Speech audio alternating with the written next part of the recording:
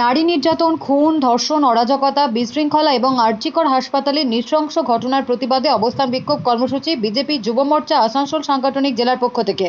Asansol corporation মোড়ের সামনে GT road পথ অবরোধ, টায়ার জ্বালিয়ে বিক্ষোভ। উপস্থিত আসানসোল বিজেপি দক্ষিণের বিধায়িকা অগ্নিমিত্রা পাল, জেলা সভাপতি বাপ্পা চ্যাটার্জি সহ বিজেপি নেতৃত্ব ও কর্মী সমর্থকেরা। আজকে এখানে আসানসোল জেলা যুব মোর্চার তরফ থেকে আজকে আরজিকরের জন্য এই আন্দোলন। আরজিকরের আমাদের অভয়া বলুন, তিলোত্তমা বলুন, কাদম্বিনী বলুন, আজকে আমাদের বাড়ির মেয়ে, আমাদের বোন, আমাদের মেয়ে, তাকে যেভাবে ধর্ষণ করে খুন করা হয়েছে এবং প্রতিদিন পশ্চিমবঙ্গে মহিলাদের ওপর যেভাবে আক্রমণ হচ্ছে, আজকে তার প্রতিবাদ করে আমরা আজকে এই অবস্থান বিক্ষোভ করেছি। আমরা আমাদের প্রতিবাদ জানিয়েছি এবং আমাদের এবং পশ্চিমবঙ্গের মানুষের একটাই দাবি, মুখ্যমন্ত্রী মমতা বন্দ্যোপাধ্যায়, পুলিশ মন্ত্রী মমতা বন্দ্যোপাধ্যায়, স্বাস্থ্যমন্ত্রী মমতা বন্দ্যোপাধ্যায়, স্বরাষ্ট্রমন্ত্রী মমতা বন্দ্যোপাধ্যায়কে এই দায় নিয়ে, এই যে দায়, এই অভয়ার মৃত্যুর দায় নিয়ে পদত্যাগ করতে হবে। আমাদের মনে হয় যে আমাদের অভয়া আরজি করে যে দুর্নীতি চলছে, যার খবর আমরা পেয়েছি, যেখানে বলা হচ্ছে যে আজকে কোটি কোটি টাকার দুর্নীতি, সেই দুর্নীতির কথা আজকে বোধহয় জানতে পেরে গেছিল অভয়া, যে কারণে তাকে খুন করে দেওয়া হয়েছে। এবং সেটা শুধু আরজি কর নয়, আজকে পশ্চিমবঙ্গের বিভিন্ন সরকারি হাসপাতালে এই দুর্নীতি চলছে। ডক্টর সন্দীপ ঘোষের মতো প্রিন্সিপাল এবং তাদের আধিকারিকদের দ্বারা এটা হতে পারে না যে মুখ্যমন্ত্রী জানতেন না।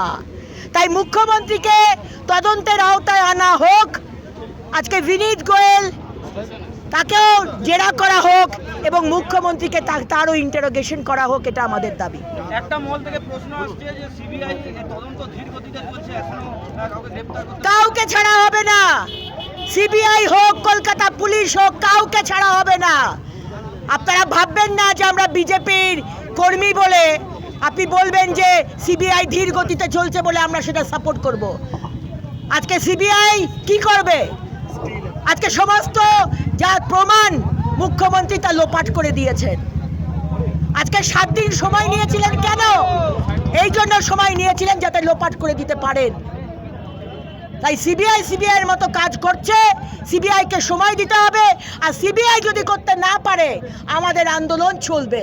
আমরা সিবিআই এর কাছেও জবাব চাইব। ভাববেন না যে আমরা সিবিআই এর কাছে জবাব চাইব, ঠিক আছে না?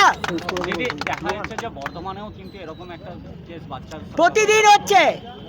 9ই আগস্ট আমাদের অভয়াকে মারা হয়েছে, তারপর থেকে প্রত্যেক দিন কোনো না কোনো জায়গায় পশ্চিমবঙ্গের কোনো না কোনো মেয়ে ধর্ষিতা হচ্ছে, গলা কেটে দিচ্ছে।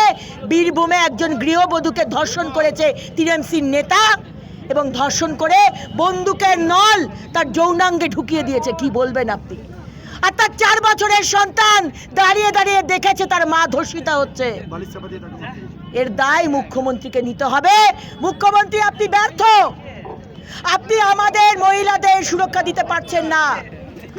আপনি মহিলা কেন, আপনি কোনো নাগরিককে সুরক্ষা দিতে পারছেন না, কারণ এখানে ল অ্যান্ড অর্ডার নেই।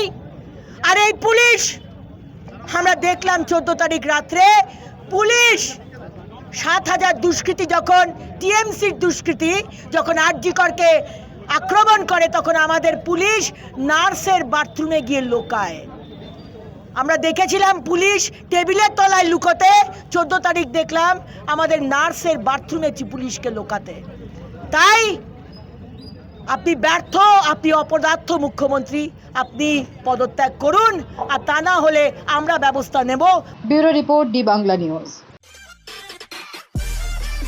সব খবর সবার আগে পেতে আমাদের চ্যানেলটি সাবস্ক্রাইব করুন এবং পাশে থাকা বেল আইকনটিতে ক্লিক করুন, লাইক ও শেয়ার করুন।